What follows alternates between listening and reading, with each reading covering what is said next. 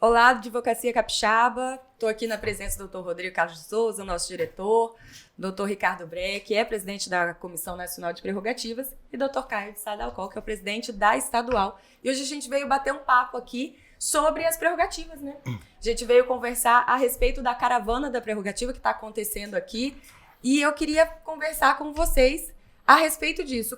Qual é a importância para vocês, assim, da caravana nacional e da caravana estar no Estado?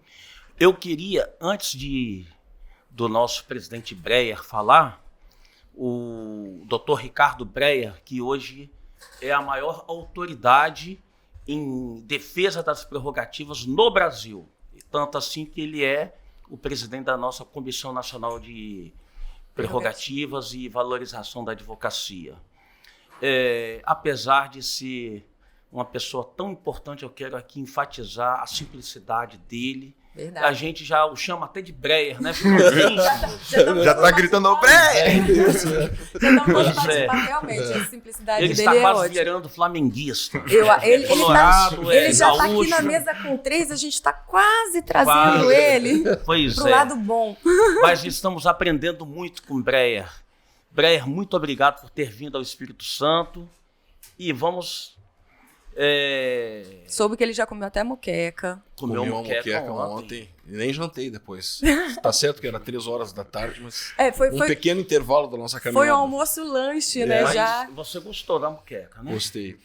Porque tem o folclore da moqueca, né? Tem a moqueca baiana, tem a moqueca capixaba. É capixaba. Desculpa, moqueca, todo baiano que estiver nos ouvindo. O resto é peixado. Exatamente, gente. Aí arruma confusão. E é um prato diferenciado mesmo, porque eu gostei, assim, achei bem natural, bem o molho de tomate, o peixe, o camarão. E a gente às vezes faz lá no Rio Grande do Sul, né? Mas aí tu já mistura tudo, né? Já bota óleo de dendê, óleo de coco. Aí deixou de ser moqueca.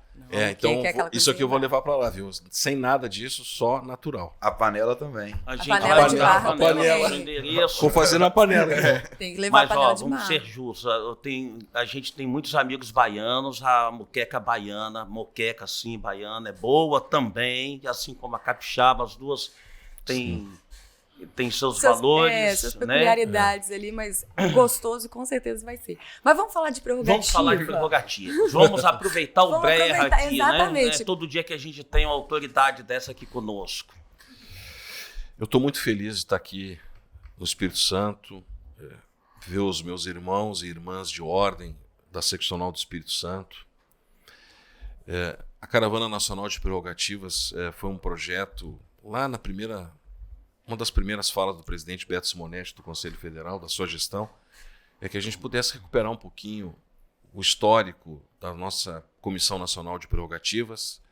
A gente nunca pode esquecer que a gente veio de uma pandemia, e a pandemia na gestão passada afastou todo mundo, né? A gente ficou praticamente 1 ano e meio, 2, assim, sem poder estar com essa segurança, né? de poder fazer um contato e tantos colegas, amigos nossos foram com a pandemia. Eu estava falando ontem, né, Caio e Rodrigo e Raquel, que só no Rio Grande do Sul foram 430 advogados que faleceram em virtude da pandemia, pessoas amáveis.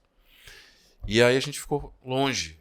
E a gente sabe que a política de ordem, a representatividade, precisa que a gente esteja em loco, digamos assim, lá no local, vendo, ouvindo, conversando, trocando ideias, né?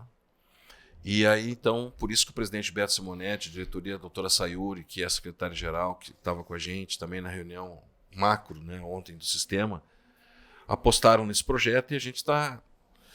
Ele dividiu em 2 partes. A primeira foi cumprida, que eu visitei virtualmente as 27 seccionais, falei com os presidentes de comissões, entender um pouquinho como é o sistema do Brasil.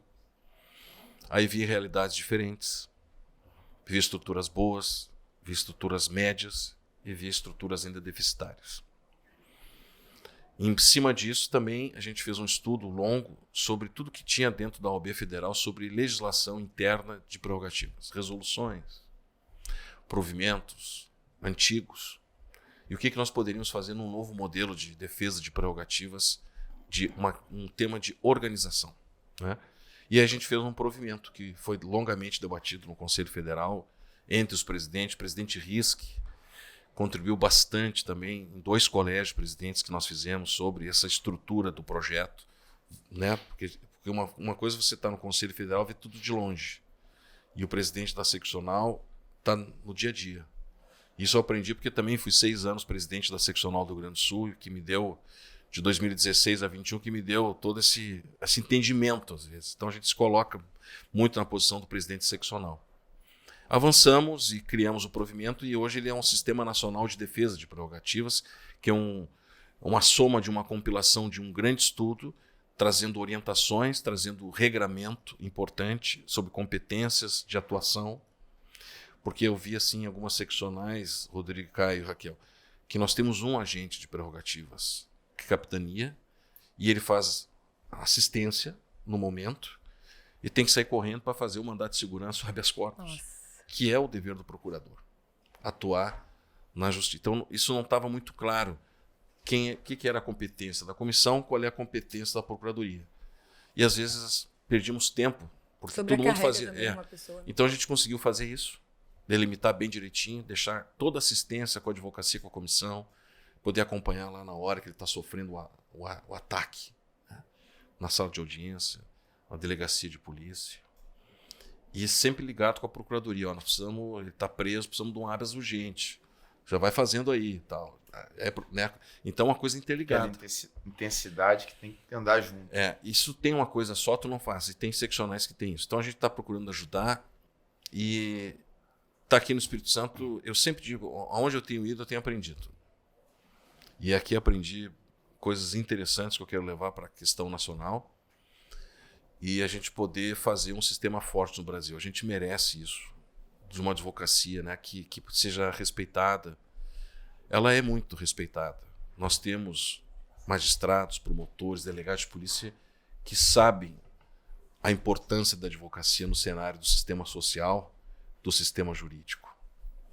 Mas, infelizmente, nós temos nos últimos anos um índice que tem aumentado, que é a desconsideração do trabalho do advogado. E aí a gente não tem visto cenas importantes de violência. A pandemia nos deu uma coisa importante, que é atos gravados. A gente sempre teve uma briga, vamos gravar essa audiência, não dava, aí foi pro CPC. Né? Ai, pode, não pode. E a gente vê em tempo real violações de prerrogativas. Em sessões de julgamentos de tribunal, em sessões de julgamento do STJ. E a gente vê umas coisas que a gente acha, gente, não pode ser verdade eventuário, aquilo que está acontecendo. Muito. E sabe, então isso ajudou muito a materializar também a agilidade da comissão e da procuradoria. Porque não tem prova, chegou o vídeo, tá ali, ó. E o advogado, muitas vezes, ele não tem coragem de denunciar também, que ele fica com medo, né? Então, se a gente tem um vídeo, ele tem mais certeza de que aquilo ali vai ser levado à frente, né? Vai ser levado a cabo, né? Mas a gente também lida muito com medo, não só de provar, mas o medo da retaliação futura. Os advogados ainda, muitos hesitam em denunciar o abuso de autoridade, a violação de prerrogativa, com medo de ser ainda mais vilipendiado. Nós temos que fazer um trabalho forte, né, de conscientização, mostrar que a ordem, a casa da advocacia, ela está ao lado do advogado para o que der e vier, e que a gente vai fazer esse recolhimento e não vamos abandonar o advogado. Muito pelo contrário, vamos dar mais força e mostrar que a classe é unida, porque se viola a prerrogativa de um, viola a prerrogativa de todos. E eu acho muito importante, achei muito importante a sua fala ontem, Breyer, quando você disse que defender a prerrogativa é sim fazer o que Caio falou aqui, a gente não permitir que o advogado fique intimidado, a gente encorajá-lo, acolhê-lo e defender o direito do advogado efetivamente, mas a gente também tentar conscientizar as autoridades, os agentes públicos e as autoridades públicas,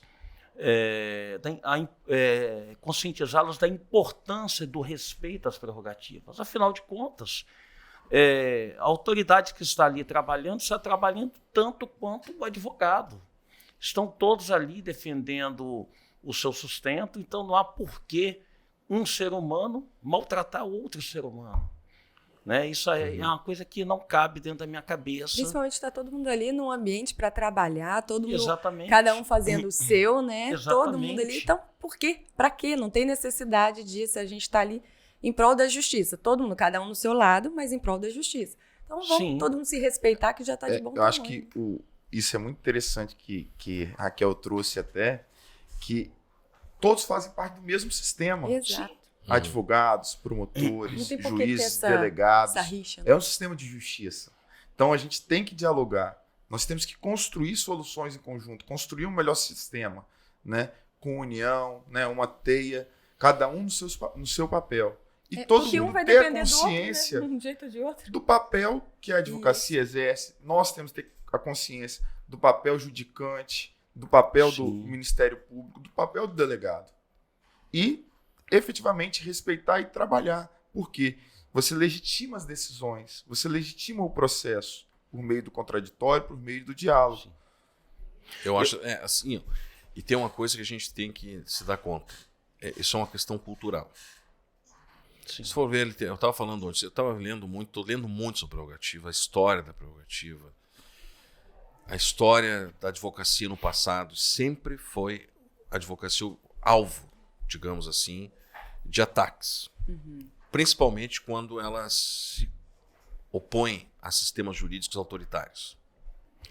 Né? Então a advocacia é mal vista. Né? Eu testei aquela obra do Shakespeare, até no Shakespeare, no ato 7. Ele manda matar todos os advogados, né, em virtude de os advogados contestarem as normas. Então ele faz a peça em cima disso e constrói algo que desde lá a coisa é uma perseguição. Então nós temos que vencer uma questão cultural disso. Para vencer isso, nós temos que falar sobre a importância da advocacia. Sim. E nós temos uma coisa que eu disse ontem também, tenho falado no Brasil, nós temos que nos apropriar que nós temos um status constitucional.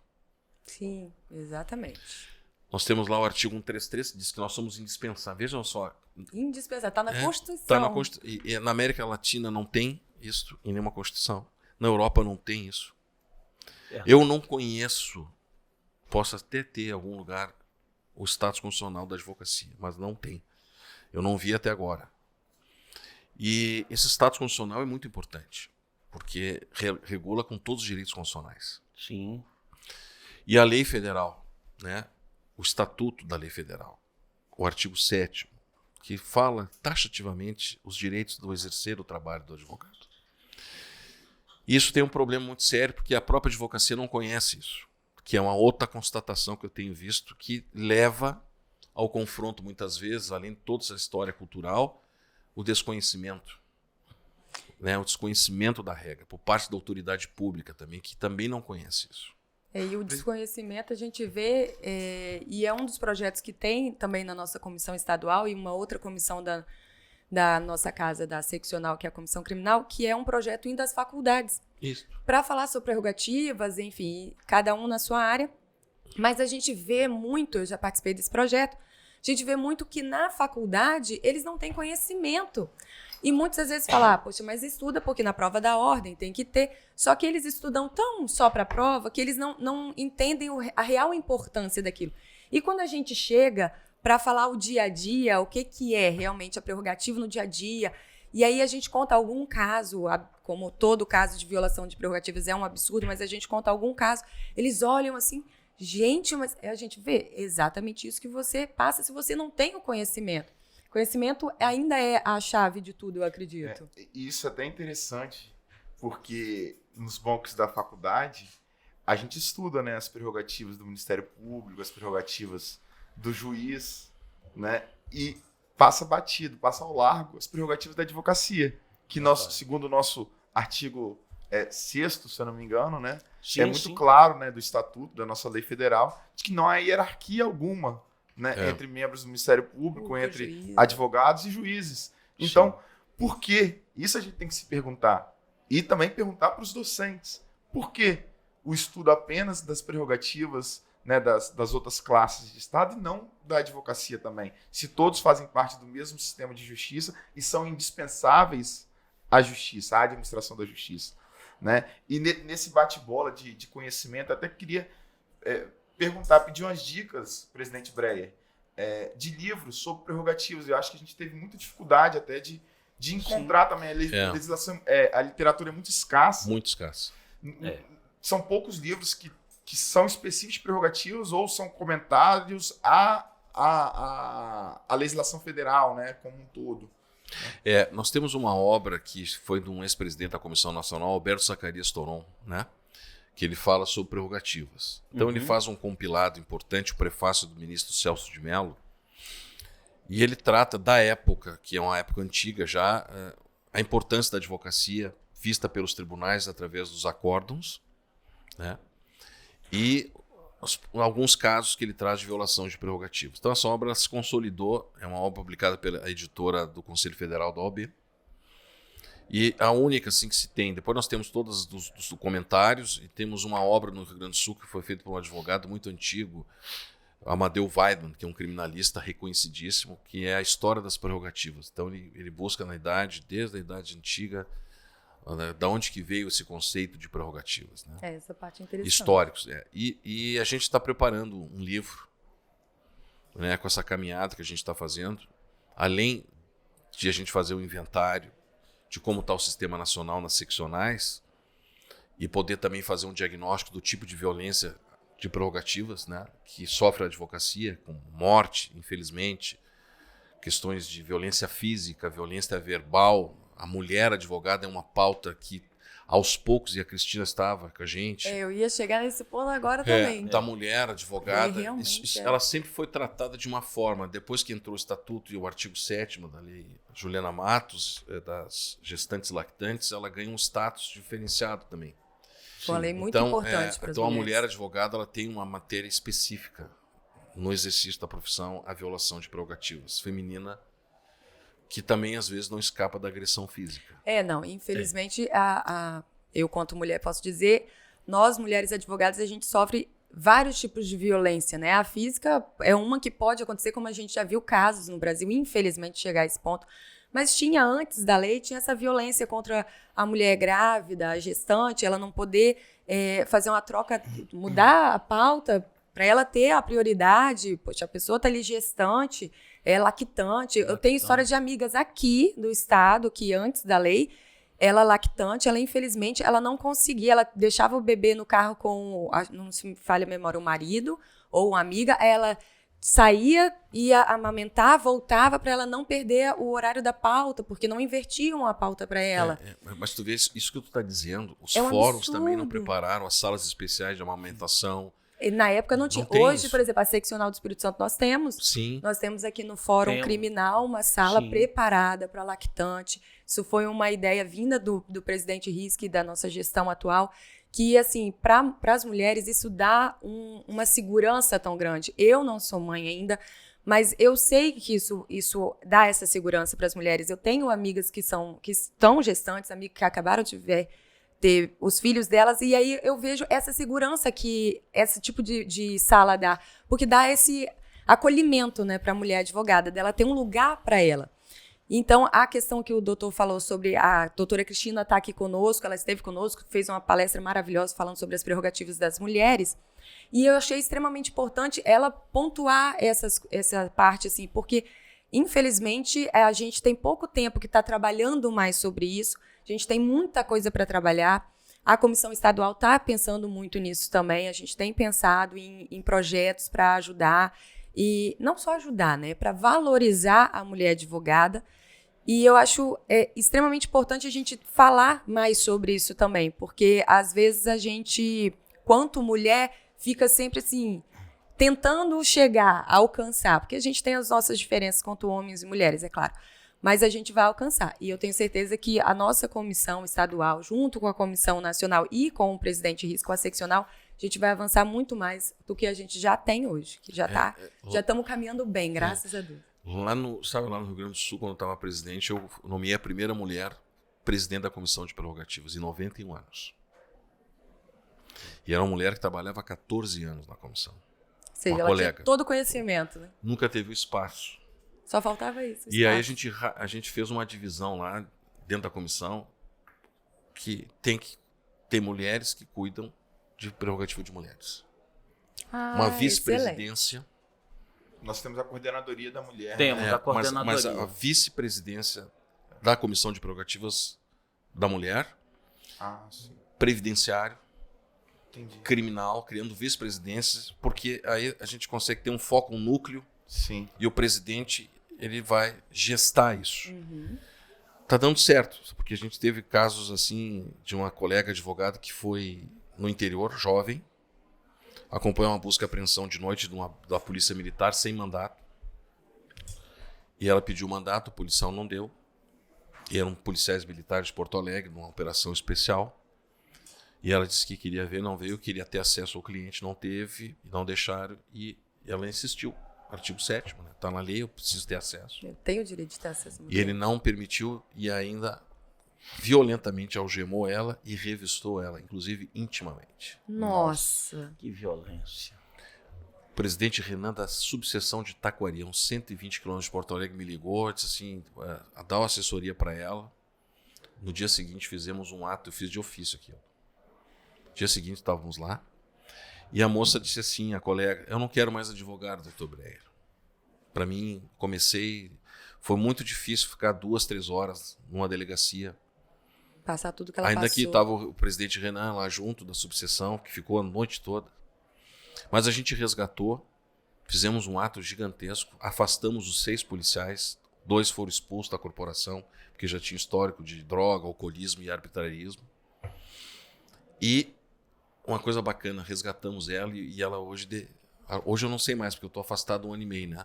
Mas até eu sair, assim, ela estava na comissão de prerrogativas. E isso, Olha a importância institucional disso. isso é muito legal. Nós temos muitos membros que hoje fazem parte da comissão porque foram alvo desse atendimento. Eu acho que pelo menos aí uns 20% da comissão nossa Acho que até mais. são de membros que foram não atendidos. que no exercício da advocacia sofreram Tiveram. violações, Foram atendidos. foram atendidos e falaram assim, olha, eu não sabia a importância desse mistério de vocês.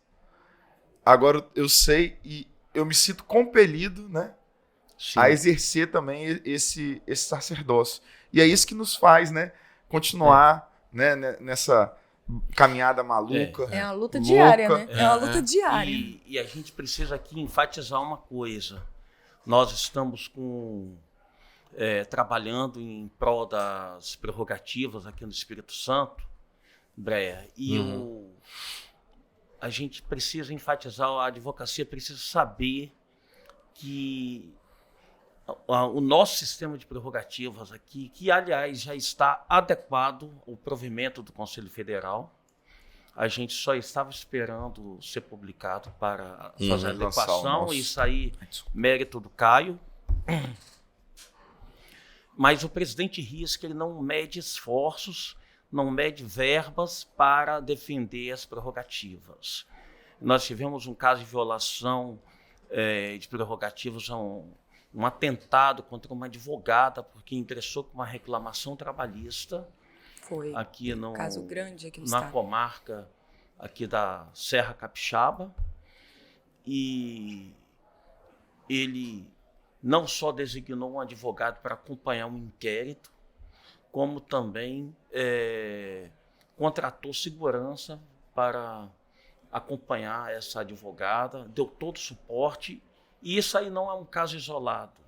Infelizmente. Volta né? e meia, infelizmente. A gente viu muito caso de violação, de atentado contra advogado por conta do exercício da profissão. Então, é verdade. Então, por isso que ontem os gestos da Assembleia Legislativa de projetos que possa a OAB participar no curso de formação de servidores, Sim. levando 10 horas, que eles sejam 10, 15 horas de um debate de prerrogativas, isso é fantástico. Isso é o efeito preventivo que o provimento quer. Que a gente comece a mudar a cultura de só reprimir, né? Mas também prevenir através dessa possibilidade, dos bons olhos vistos pelas polícias militares, pela polícia civil, pelos agentes penitenciários, a serventia do cartório judicial. E pela sociedade também. Sim. Pela sociedade, a gente tem que valorizar a advocacia, a gente tem que entender. A sociedade também não entende o papel do advogado. Quantas vezes a gente já ouviu, né, falas pejorativas com relação ao exercício profissional do advogado, né? Quando, na verdade, o nosso munus é justamente para a defesa, né, do cidadão, dos direitos fundamentais. Né? Nós somos a última trincheira contra o poder estatal. Né? É verdade. E eu sempre digo assim, eu tenho algumas coisas que eu aprendi assim, o advogado não desacata, ele argumenta. Ele tem que argumentar. Isso está interpretado hoje como desacato. Então, qualquer coisa que ele questione dentro da lei, ele está desacatando. Argumentando. E outro tema que se colocou na sociedade, o advogado está no lado da impunidade. Não, ele não está no lado da impunidade, está no lado da segurança jurídica. Isso aí. Do direito daquele que ele representa. Então, é cultura isso. Então, a gente aos poucos, através das comissões, como vocês têm feito aqui, conversando com as autoridades, com as instituições, a aproximação.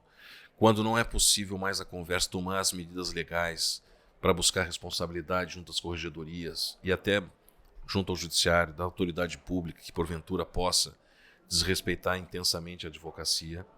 Esse é o trabalho que nós temos. Paralelamente a essas ações concretas, nós temos que fazer esse trabalho também de mudança de cultura. Sim. Pessoal, vamos lá. Cada um uma frase para a gente fazer o encerramento. Pode começar, nosso diretor.